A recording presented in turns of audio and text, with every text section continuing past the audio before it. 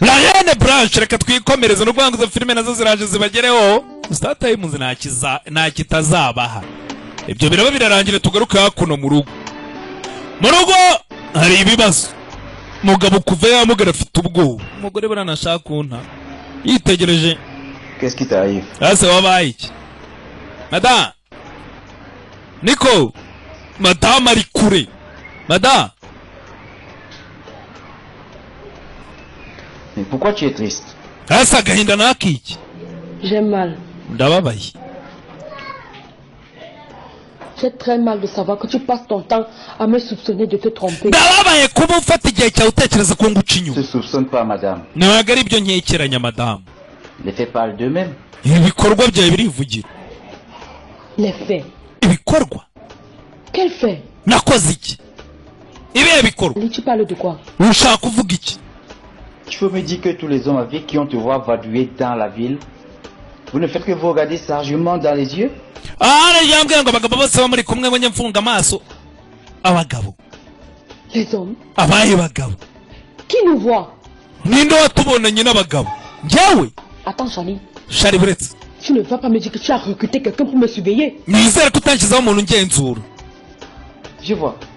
ndabibona Quand on te surveille, none se ni ikibazo nk'ucunze chose n'est-ce pas? hari icyo ushaka kumvisha niba udashaka kungukiraho abagucunga On ne peut pas continuer à vivre ensemble si tu ne peux pas me faire confiance. ntabwo twakomeza kubana mu gihe cyose utanyizeye Ça, madame. Madame Depuis que je suis handicapé, tu bouges trop. kuva namugara Bouger, Charlie. uragenda cyane ngomba kugenda Tu ne vas quand même pas me scotcher dans cette maison.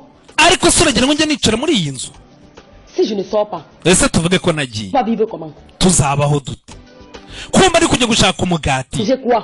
tuzarya iki uravuga ngo kuva wamugara ngo nsigaye ngenda cyane ariko se ntagiye ko ari njye ujya gushakisha umugati uragira ngo bizagende ngo tumure rero reka mbabwire bagabo mwe mubimenyere n'abagore uragenda ugakora umugore akakwihanganira ugataha amajoro ugataha wanyweye ngo naganiraga n'abantu bo mu kazi ngo bampa amafaranga iyo rero umugore ari gukora mureka agende d'enterrement.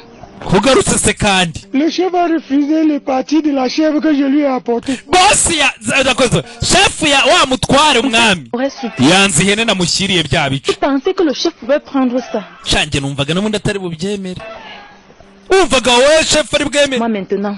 none urakora iki Pardon. okay Apporter les autres morceaux. genda uzane n'ibindi bice nari nasize mushyire ihene yuzuye Mais j'ai déjà préparé. kandi namaze kubiteka Préparer quoi? uteka iki Qui t'a ordonné de préparer ça? ninde waguhaye uburenganzira bwo guteka ziriya nyama Pardon. bana yanjye Je ne peux pas entendre les sottises. ntabwo nshaka kumva ibyo bintu bosi umutware namushyiriye ihene yamushyiriye igice ngo umutwe ngo umutima twabitetse mana yanjye muranyishe murandanye umugabo ushaniye ingona Bon. Va apporter. Je vais retirer même. ake ntacyo genda ubizane uko bimeze ndabijyana niyo byaba bitetse ariko ndabimushyira mubwire ko ihene yuzuye Porter la chèvre déjà préparée à la chauffeur. urashaka gushyira shefu ihene watetse Apporte-moi tout ça. zanira ariko wowe genda uzane inkono hano ndabimushyira mubwire ko bari babitetse ariko mbizanye Toi apporte ça même si c'est préparé. ntacyo Je vais ajouter sur celui-ci. ndabyongeraho ariko abyemere ntabwo nagura indi hene Si un seul morceau manquait là-bas, niba ari agace gato kaburamo il est parti jusqu'aux intestins. ntabwo biri bwemere yambwiye ngo mbizane byose kugeza no kumara Apportez la. amara y'ihene nayo barayakoramo zingaro nzanira ariko ageze gutya dore umukobwa we ma papa wakoze guha asohoka ari kwinomfura iki akaguru ayayayayayaya mwana yasohotse ari kurya umunomfu arebye n'undi papa watuguriye akanyama ndapfuye barinomfora ndapfuye ibi byari n'ubwembo birye La chèvre à maman pour qu'elle prépare. papa wakoze kuzana ihene mama yatetse iyi hene urumva ubuki murakatserwa n'imana ca ndabamara ihene agomba kuyisubizayo neza ugira ngo biba byoroshye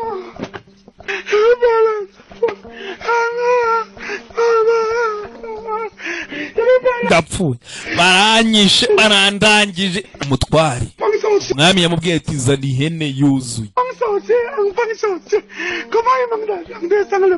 ndambwira aya mafaranga aravaye agomba kugura indi hene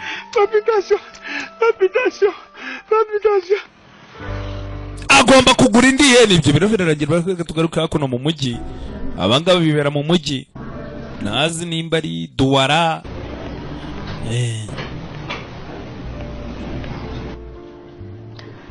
Tu peux jurer que tu m'as jamais trompé, chérie. ariko chérie buriya warahira ko utigeze unca inyuma utambeye Bien sûr. cyane hano naba nguca inyuma ngushakaye Dieu que je ne t'ai jamais trompé avec un autre homme. ndarahira imana yuko nigeze nguca inyuma n'undi mugabo Oui, entrez. karibu Felix muraho hari uwinjiye Felix uraho urakomeye hari uwinjiye muraho grand frère muraho gaho Felix icara undi mugabo waje mugabo arumirwa umugore wanjye se burya amakuru Tu peux savoir qui vous êtes, monsieur? namenye uwo muri we C'est mon ami d'enfance, bébé. inshuti yanjye kuva mu bwana chérie inshuti Quoi? ngwiki Je suis surpris de constater que vous me reconnaissez. grand frère waranyubagiwe On s'était déjà présenté dans le passé. ntabwo ari ubwa mbere duhuye narakwibwiye waranyubagiwe umugore wawe ni inshuti yanjye Bien. twarakuranye mu gatsata kuva zama Ouais, je n'en ai pas pour longtemps. abo ntabwo umwanya mfite Je suis juste venu dire qu'on a besoin des commerciaux d'une société de la place. nagira ngo mubwire yuko ahantu ku kazi bakeneye undi mukozi Je pensais que cela pourrait t'intéresser. ntiravuze reka nze mbikubwire wenda uze wisabira akazi urakoze cyane sheri wumvise akazi kabonetse Aussi. Merci.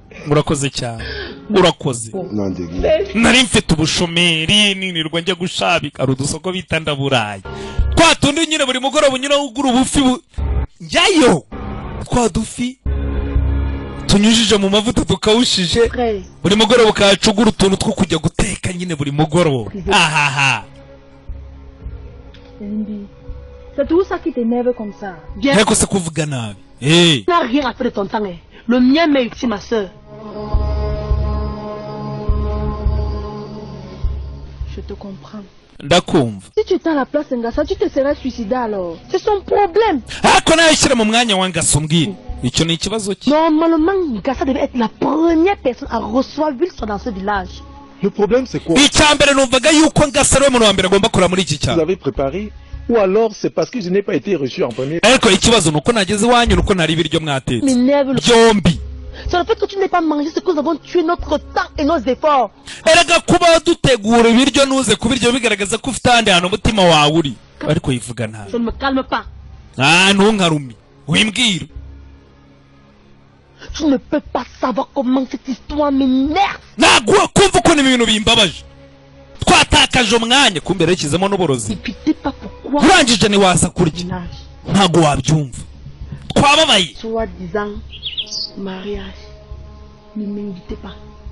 Ne m'invitez ku buryo nafashe umwanzuro nimujya no kubana ntuzantumire ntuzirirwe untumira kuko nababaye uri kutwitwaraho nabi turatetse dutakaje umwanya dutetse ntuje habe no kuhagera uyu nguyu arabaza ati se nuko ntari ibiryo byanyu nuko ntaje ikibazo ni iki ati ni byombi batambutse bageza Les filles, bako est-ce que vous savez que nous avons frôlé le pied? C'est quoi? À quelque chose, malin est bon. Je sors comme ça de la maison, en réchauffant la nourriture que nous avons cuisinée hier. J'ai goûté. C'est comme si on y avait versé tout un sac entier de sel. ibaze yuko bya biryo Comment ça? utahaye wa muntu Je m'en nariyeho ndumirwa umunyu byari bimeze nabi ibyo byagenze gute kumbe n'uyu nguyu wari wanazemo yewe kabiri atanabiriye mbega ibiryo byari birimo umwanda kumbe uwabikoze do aba bari hano mugabo kuva yamugara ntabwo akikorera akazi dosiye wayiteguye tujye kudepoza grand frère sawa Irène, Irene viens voir. garuka hano ngira icyo nkwereka Je suggère que tu donnes tes dossiers à ce garçon, il va déposer à ta place. C'est mieux que nous y allions ensemble. Hey, si c'est que vous allez ensemble, tu peux toujours lui indiquer où se trouve la société en question, elle va déposer elle-même.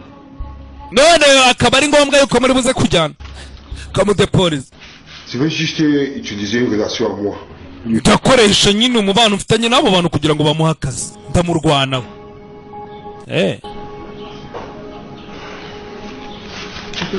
sawa ubwo turi kumwe umugabo kuva yamugana bafite ubwoba umugore yuko ashobora kumuta ubwoba ntagihaguruka ntagishakisha udufaranga umugore we bari gushakisha gusa umugabo ntago aba mwizeye buriya rero abagabo mu byumve n'abagore rege iyo mugiye mu kazi ni kuri baba babibona umugabo wanjye akorana n'abagore ngo bamurangiye ibiraka buriya nimurenganye uriya mugabo Détache-moi la chef qui est derrière là. Yenda onzituririye ni yari sha. Mitumba. Tu as acheté une nouvelle chèvre. Waguze indi hene. Oui. C'est ce que tes enfants et toi avaient voulu, non? Ya mbere wewe nawe ni mwahiriye. Nous avons voulu quoi? Hakosiki. Qu'est-ce que nous avons fait? Hakosubundi twakoze. Si tes enfants gourmands comme toi. Wewe n'abana bawe bisambo ngawe. À manger la presse. Hagarimwe mwari inyama nasize. Je serais pas encore en train de dépenser l'argent aujourd'hui. None ngaba nonje ngatanga ari mafaranga ngura indi hene. Hako sheri. La première. Nagaro wadusiye inyama ngo tuzirye. 20 000. La deuxième 20 000. Makumyabiri. 45 000. Igene ya mbere yiguze 25 ubwo 25,000 ni 25 iya kabiri 20 plus de 10 000 par mois si mu 25 bimvuyemo nkorera iki nkora amafaranga Mitumba dois t'en prendre qu'à toi-même. Si tu avais entièrement donné l'autre chèvre au chef, wabibonye si tu n'avais pas transgressé la amakosa na yawe y'ibihene ya mbere wayishore ukayishyira chef ntabwo ari kugura iya kabiri je vais chuter 45 000 45 mon capital igishoro cyanjye kirashize no kwiduka 45 kubera mande. J'avais aussi une bonne femme, une femme travailleuse. Yaba narifite umugore mwiza. Les gens ont épousé les femmes ici au village qui ont 5, 7 champs. Umugore ukora abantu barazana bakarongora abagore wowe urawirirwa mu rugo nta kintu ukora. Rester au quartier. Nuko guma muri quartier amagambo wirirwa usakuza hirya no hino urya nta kintu ukora nta kintu winjira uri Imana mu mugore uri umugore ngo numufasha. Quand la boutique va chuter, vous allez manger vos intestins ici. Ntacyo ira boutique nimara gufunga muzani. Tani yohene okapfa we niba ari nono ni nono ni indi. Tani yohene. Tu peux voir que la chèvre est partie. Genda turebe ko ni taturotse. Naba mfudura ukuntu dodododo. Acaho nuko agenda. Genda urebe ko ni tagucitse da. Bamuciye amande yihene kubera amakosa ye yagiye gucuruza umwami aramutegereza aramubura ihene.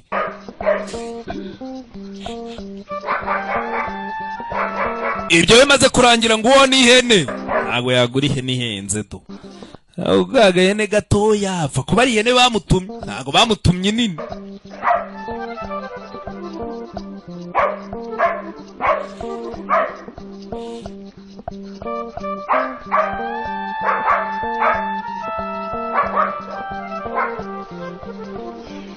Kugera ibwami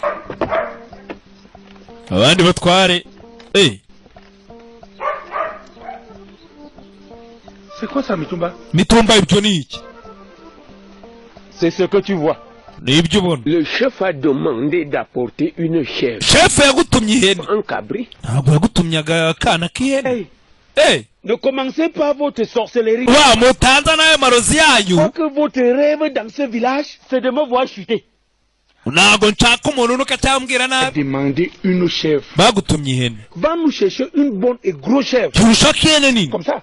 Ntabwo wazana agahene gato guri. Urakatsindwa n'Imana. Katsindwa n'Imana. Connais la souffrance que j'ai endurée pour avoir cette... Uzi byaranyuzemo kugira ngo mbone iyi hene. Que vous voulez dans ce village? C'est quoi? Ubundi murashaka iki muri iki cyaro? Ihene ntabwo ari ngiyi. Umwami avayo.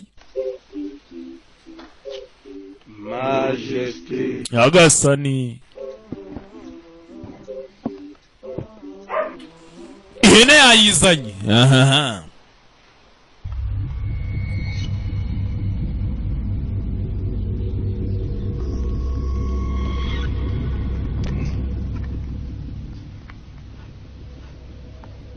C'est la chèvre que j'ai demandé ça, Mitumba. Iyo ni ya hene nasabye Mitumba. Oui, Majesté. Yego nyagasani.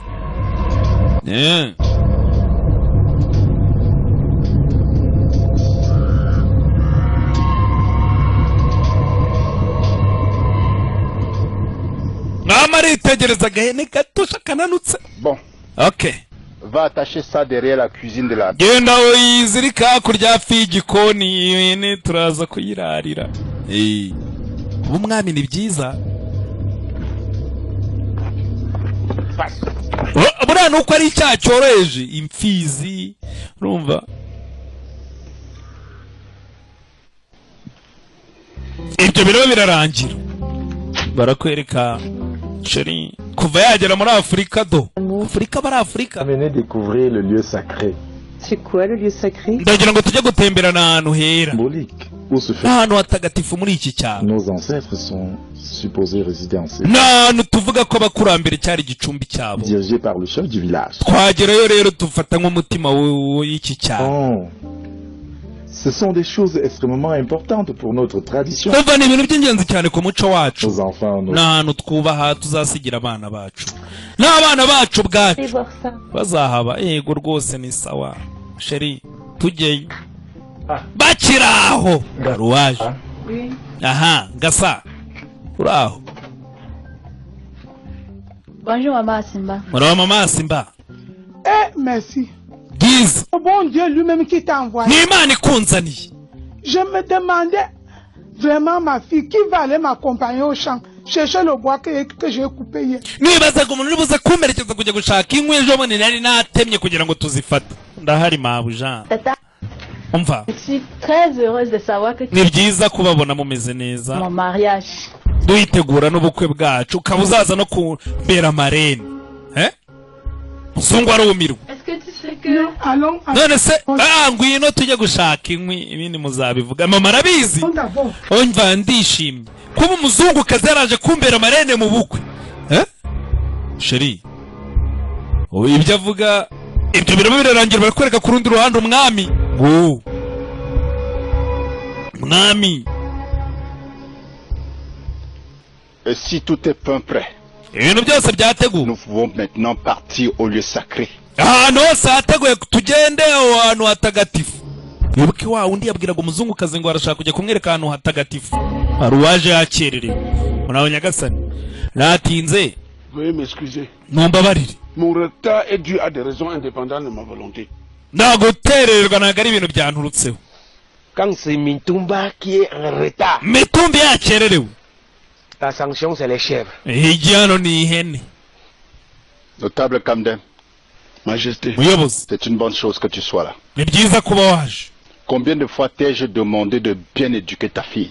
Kuva ryana kubwiye ngo yigishe umukobwa wawe umuco ukwiye. L'as-tu fait?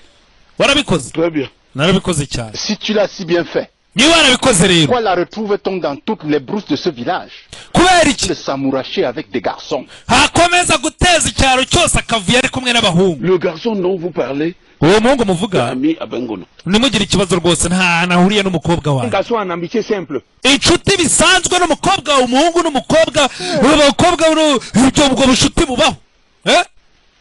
Si ce que tu dis ne s'avérait pas vrai, nimba ibyo uvuze atari ukuri, c'est à quoi tu exposes. Nizere ko uzi igihano. Fille. Umukobwa wawe. Et toi-même. Nawe ubwawe. Ce village. Urabizi. Ibyo uvuga nimba atari byo igihano uzakibona we n'umukobwa wawe. On peut y aller. Ni ibyago bishobora guteza icyaro cyacu. Mureke tugende. Umwami ntabwo akeneye ibibazo. Hari umuco. Ubundi uyu nguyu ni n'umwami w'umuco rega. Bagiye kujyayo ahantu ngo hatagatifu bagomba gutangira ibitabo. T'as entendu ce que Ngassa m'a dit tout à l'heure? Ngassa ibyo yavuze wabyumvise mu kanyara? Mais il faut la comprendre.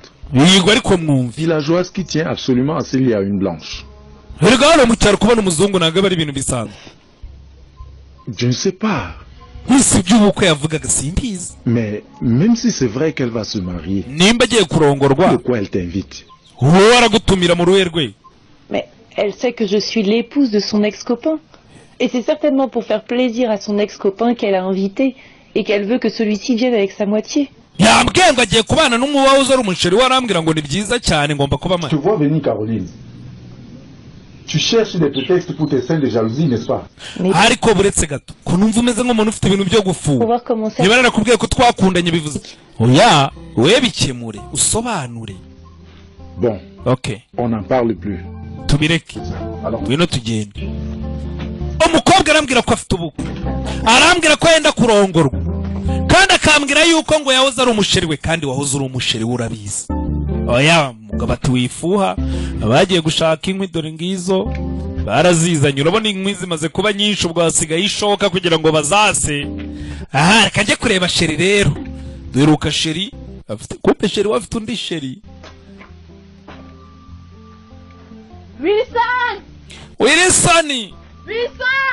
Wilson yaje ahamagara, kumbe yagiye kare n'umuntu umusheri we. Ils sont où? ari he? Son ami. Ils ne sont pas là dedans. kombona nawe uri hano n'inshuti. Qui est sûr c'est qu'ils vont revenir? ntawe uri hano? Ils ne sont pas loin. ntiwamenya igihe bari bugarukira, ariko buriya si kure. Wilson mama arabizi neza ko umuhungu we yarongoye uyu mukobwa ari guhobagira, babuze aho bahera babimubwira. Ils sont comme ça dans le village. Toi tu sais que ce n'est pas bien. ntabwo ari sawa guhamagara umuntu umwabiza hano muri iki cyaro. tegereza ari buze kuza. okay, mama wavayo.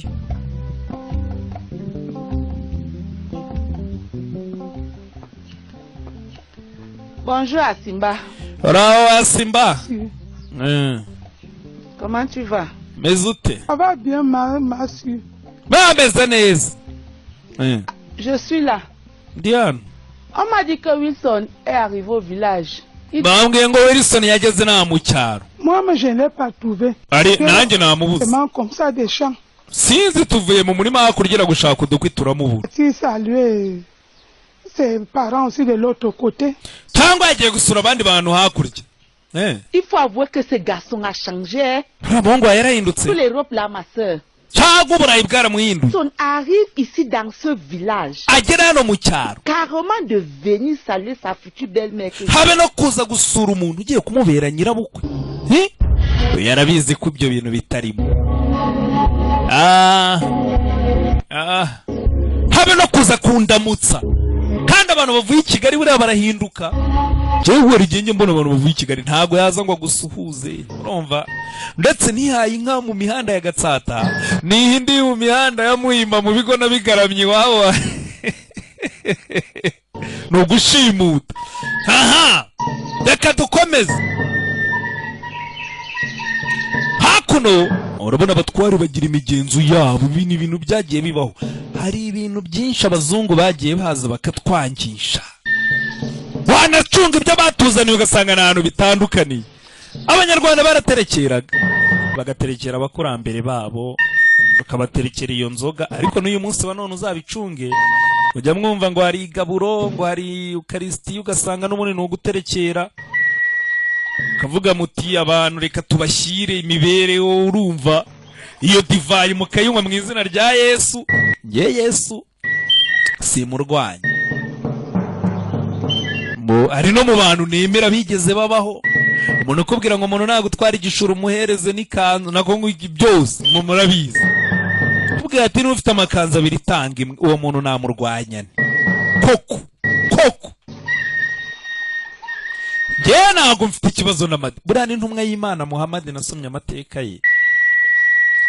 nta bwugu, nta busambo, yigishije abantu umuco mwiza, imibereho myiza. kugeza n'uyu munsi wa none iyo bayikurikiza amahoro yari kuba ahari, ariko byarabananiye. na Yesu nuko ntabwo inyigisho ze bazikurikiza. hakuno abatwari batangira guhagarara mu tuzeru twabo. Qu'est-ce qui se passe, Mitumba? Mitumba ni ikihe kibazo?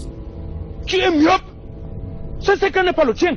ntabwo ubizi ko ukazeru uhagaze amatara kawe. Je m'excuse. mumbabarire. Je m'excuse. mumbabarire. Ce que tu viens de faire là est trop grave. ibintu ibintu ukoze ni amahano sera sanctionné proportionnellement à la faute commise. ni ibintu bakwiye kuguhanira Même pas seulement trop grave. urumva Un désastre. nta muntu ujya ukora amahano nk'aya umutware ntabwo uzi ibyo tugomba gukora byatuzanye Tu as perdu la tête ou quoi? hakuba wasaze cyane Un notable de ton rang fait entorse à umutware uri ku rwego rwari gutakora ikosa ry'ubugori Majesté. wambabarire nyagasani Va vite laver ta face dans la rivière sacrée. Ou te byava genda ubanza ukarabe harya mu mugezi mutagatifu urumva ntabwo ari ugupfa kuza ukora amahano hano akazi barimo hano ni ak'abatware kugira ngo karaba banza arakaraba ntabwo uba ugomba gukora ibintu by'ubugoryi ibintu bigomba guca mu muco wacu abazungu barawishe Chers ancêtres, chers parents, bakunzi bakurambere pardonnez mon péché. babyeyi mumbabarire icyaha cyanjye Tort. Je ne l'ai pas fait pour vous offenser. ntabwo nakora ikintu ngo mbahemukire Bonjour. ni amakosa ari excuse asaba imbabazi ubwo imigenzi ikomeza niyo mpamvu mbabwiye uzumva abantu ngo kera shanga ibintu byari bimeze neza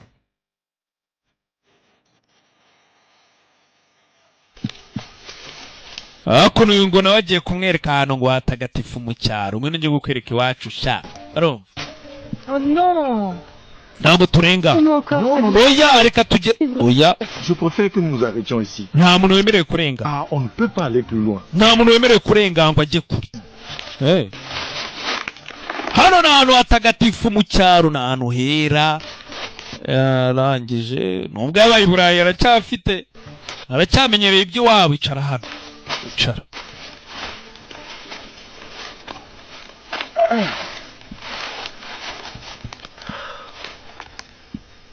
Là, hariya lieu sacré du village, ni ahantu hatagatifu muri iki cyaro que tu vois en chapeau noir et blanc, teinté de rouge, c'est le chef du village. bariya ubona bambaye imyenda y'umukara n'umweru n'umutuku Et ceux que tu vois dans le ni abatware assis sur le sol sont ces notables.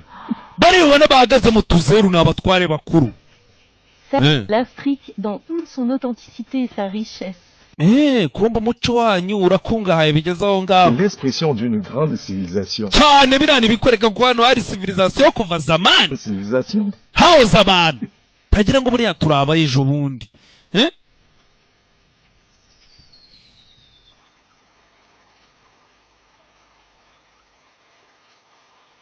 aha Bien. byiza Nous pouvons commencer.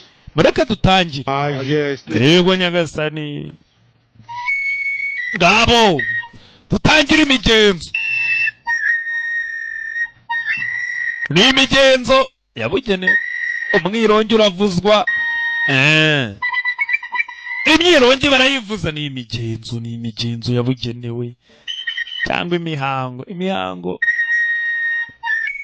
barabwiye ngo bivugitse ariko nibyo nyine ni imigenzo ni imihango Dieu de la communauté Sukunde, mana zacu z'abasekunde mes ancêtres, bakurambere bacu depuis des millénaires, kuva imyaka ibihumbi n'ibihumbi reconnaissez-moi, mumenye Sa Majesté Ngambi Atati Tolimpo, ngambi Atati Tolimpo umwami wa sekunde pour diriger vos enfants. mwatoranije ngo nyobora abana banyu Si je suis ici aujourd'hui, niba ndi uyu munsi aha ngaha notable, n'abatware banjye pour remercier, oh mes chers ancêtres, kwari ukugira ngo tubashimire bakurambere bacu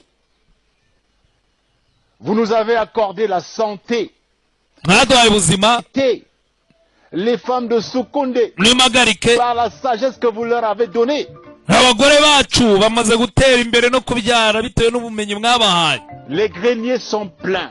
ubu tuvugana ibigega biruzuye Nous remercions grandement. tuje aha ngaha kugira ngo tubashimire ibigega biruzuye Donc, de nous accorder davantage tukaba tugira ngo de santé. mukomeze muduhereze Et plus les femmes de Sukunde trouver encore plus de sagesse. imigisha yo kwiteza imbere n'abagore bacu mukomeze kubaha ubwenge bahinge batera imbere Les cultures. tubone ibyo tubaha Que le peuple Sukunde ne manque jamais de. turagira ngo abaturage bacu ba sekunde ntibazegere bagira icyo babura Soyez bénis. tubone umugisha dutere imbere Donne-moi le jujube des ancêtres. Batangaye ndagira ngo ubu ngubu tuvugana umpereze.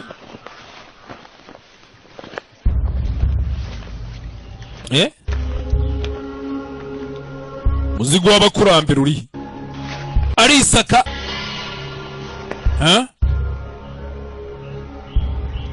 Aha. Majesté. Nyagasa. Wibagiwe umuzigo w'abakurambere.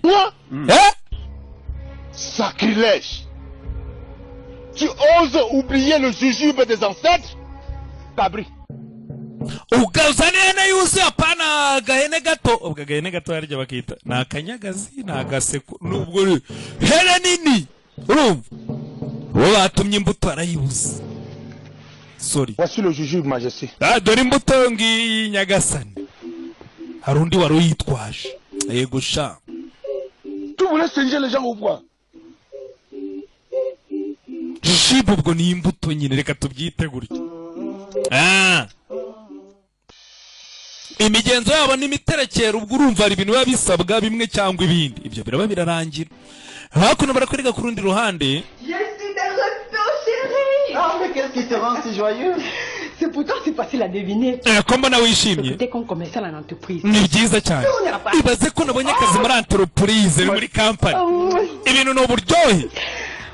C'est vrai que pour le moment le salaire n'est pas bon. Mais Félix m'a rassuré que si je suis un peu dynamique sur le terrain. Yambwiye ngo ntago ibintu biba byoroshye ariko ngomeza kwitwara neza mu kazi ibintu bizacamo. Donc, Félix travaille aussi là-bas. Oui. Félix nawe ni wakorera. Yambwiye ngo azandwana wamfasha. Kumbe murakorana muri iri Rwanda. Écoute chérie. Chérie. Félix est un garçon sympa et serviable. Félix ni umwana mwiza cyane. Quoi?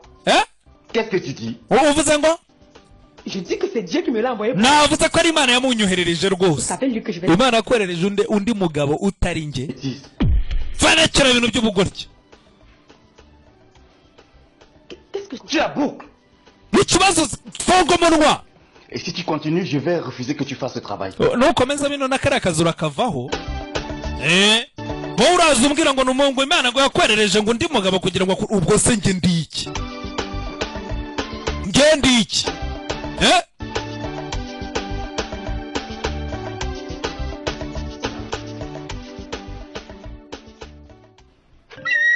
Aha, tugaruke kuba ari hehe.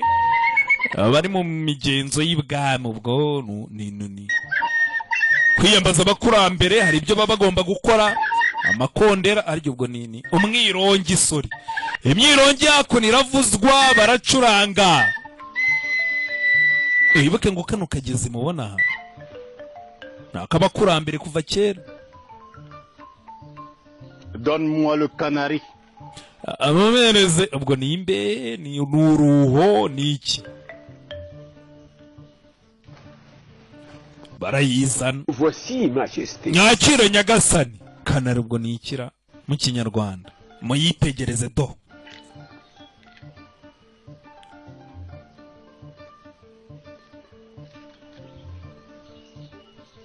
Vous savez tous Mwese murabizi que nous allons déposer ce canari sur l'eau. Kanari inge tujya kwishyira mu mazi. Pas au fond. Cela voudra dire que les dieux sont fâchés. Nitamaruka mu mazi hasi. Accepte pas nos prières. Bivuze ko Imana zaraka zidashaka kumva amasengesho yacu. Abaratangira barahamagara Katonda Imana y'u Rwanda. Imana y'u Rwanda yahozeho. Hari ukuntu mujya mubyitiranye. Murano kugira ngo bazungu barandura Imana y'u Rwanda byarabagoye cyane ku buryo bageza no bayita Mungu. Mungu ni igiswahili. Noneho bakavuga ati abanyarwanda iyo tuvuze Imana bumva yabo ntago bumva yacu. Abanyarwanda nanimwe bigeze bafusuzugura Imana. Buri bigeze bayubakira inzu ngo yabuze aho iba. Bayitaga Rurema, Rugira, Rubasha. Mujya mwumva no kugeza n'uyu munsi wa none abantu bitwa ba Rugira. Imana niyo igira abantu. Nta yandi mazina, nta bitambo. Buriya abanyarwanda niyo batanga ibitambo kenshi baba biha abakurambere kugira ngo baterekere.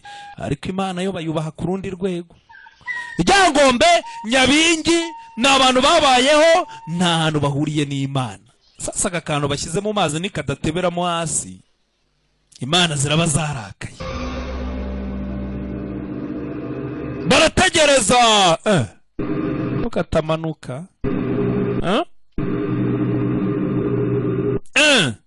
abatware bagiramo ubwoba kagomba kwibira mu mazi hasi ibi ni iki banyarwanda Les dieux sont fâchés. imana zarakaye hey turapfuye Majesté, nyagasa je suis sûr que c'est à cause du notable Batakin. notable Bataka umutwaro uranga Traîné tout à l'heure à remettre le juju. yaba yazanye imbuto y'ibwami nk'uko bikwiye ibi ni byari C'est lieu sacré. niwe wabiteye Ne jamais rien deux fois. Le problème c'est Batakin. Bataka uyu nguyu niwe wazanye ibibazo Confondu. gute ariko Tu me provoquer, Mitumba. ntushotore Chamaillé comme des enfants. muretse no gushwana nk'abana Ne voyez-vous pas le gros problème qu'on a là? ntabwo mubona ikibazo gikomeye dufite imana zanze nta muri kuzana ibintu by'ubugoryi mutungana intoki mwitana ba mwana turapfuye turapfuye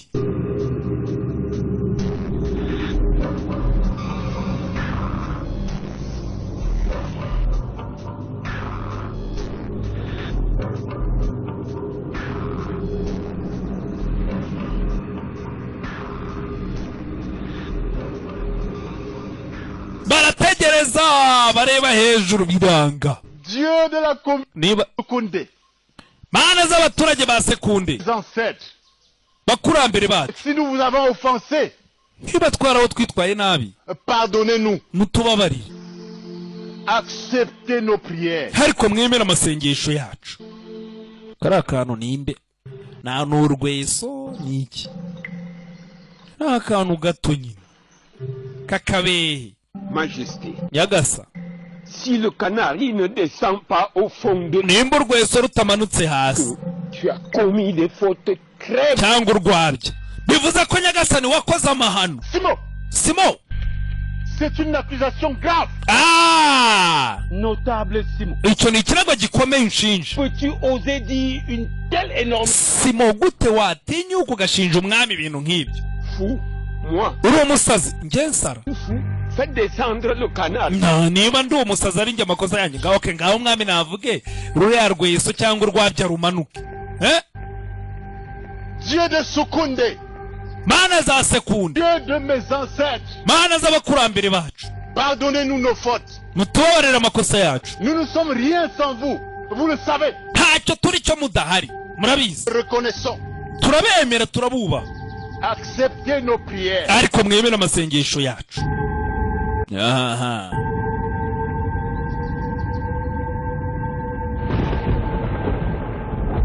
barasenze barahamagara biranga Le problème, c'est le chef. ikibazo ni umwami Mais des fautes très graves. ni amakosa ahambaye ni amahano yakoze kuko ni umwami nta wundi nababwiye nta mahano y'umwami utangira no guseka umwami aratunaniye nicyo gihe dushaka undi abatware tugaruke hakuno mu mujyi ibyo biraba birarangira mu mujyi hakuno Je suis très heureuse que tu aies pu trouver enfin un emploi. ni byiza ko wabonye akazi ndishimye Et c'est qui le piston? Je sais que dans ce pays, quand tu n'es personne, tu n'as droit à rien. ninde wabikugiriyemo nta muntu wabona akazi muri iki gihugu ndabizi adafite icyo yatanze Felix Super. Une fois de plus, félicitations encore. Félicitations niba ari Felix wagakurangiye ubwo D'accord, bisous, bye bye. sawa bizu turi kumwe yabonye akazi mugenzi bajyaga bamutegera ku tuntu tw'udufaranga duke duke kubera n'inzara n'ubukene Alors Suzy uraho Je sens très bon. byiza Il y a de bonnes nouvelles pour toi. hari amakuru meza kuri wowe Devine quoi? urakeka ari iki ni iki Je lui ai trouvé un job. Fini l'époque où elle perdait son temps à s'occuper de son mari. Irene namuboneye akazi bira byo kwirwana n'umugabo we nabonye ari byo bitwica namuboneye akazi kugira ngo ajye abura umwanya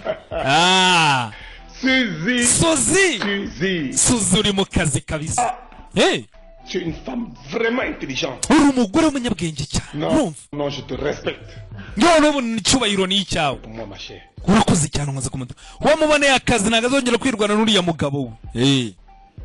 Il faudrait juste que tu me rembourses pour mon argent. Quel argent? Tu n'obtiens pas facilement un boulot dans ce pays. 300 000 francs pour qu'elle ait ce job. C'est que pour le moment, j'ai pas d'argent. Comme là.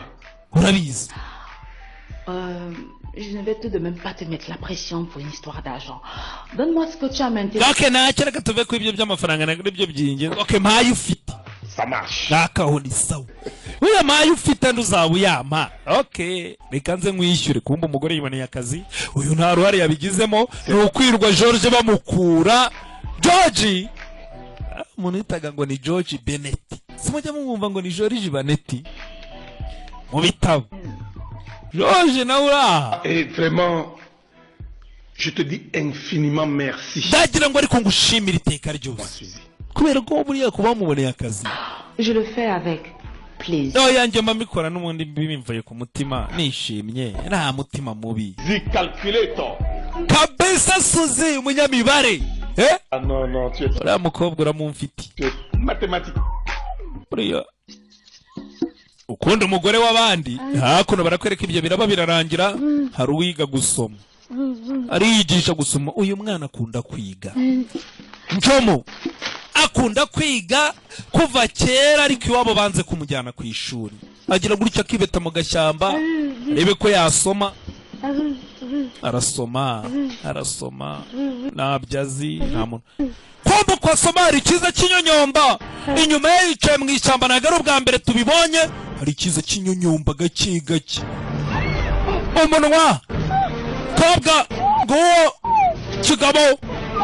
kigabo cyaje ntabwo turamenya uyu mugabo burya uba ushaka guhohotera uyu mwana w'umukobwa ninde ku inshuro noneho sinzi aramufite pfuka umunwa kobwa ntabwo abona uko avuze agerayo asagera vuba tugire bataragira abakobwa mujye mumenya no kwambara imyenda n'ubu uzi kujya ahantu utize cyo nikira cyundi wambaye ibintu by'ibimugondo nka bingaye wagerekeraniye cyo nikira harumva urusaku twumbe rwa rugabo rwambaraga rufata ku ngufu rucaho hari uwaje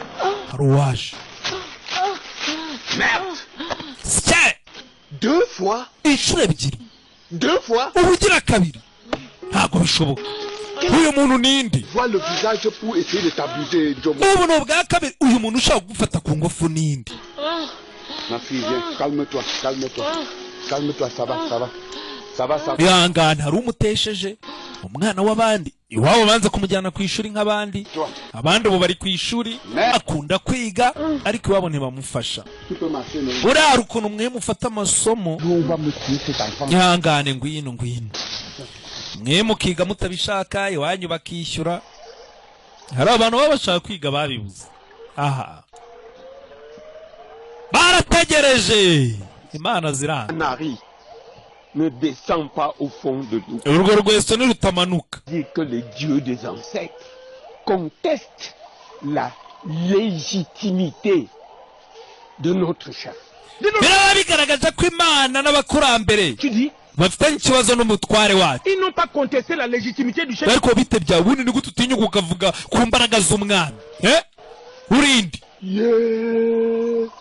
Qu'est-ce qu'il y a? Je vois d'où vient le problème. Une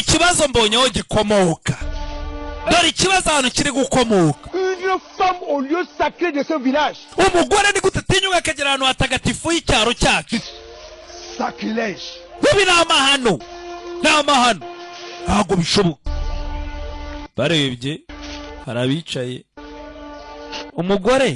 Que faites-vous là? Nous sommes venus voir certains aspects de nos traditions.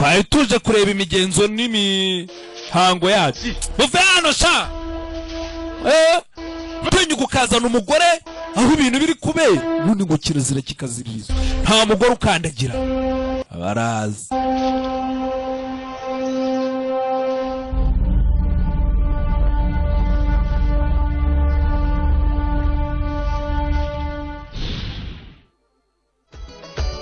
ko bakaje nombaza ubwo biragenda bite nimba koko aribo batuma ibintu bitagenda neza, nimba ari ya mico y'abanyafurika yakasiriwe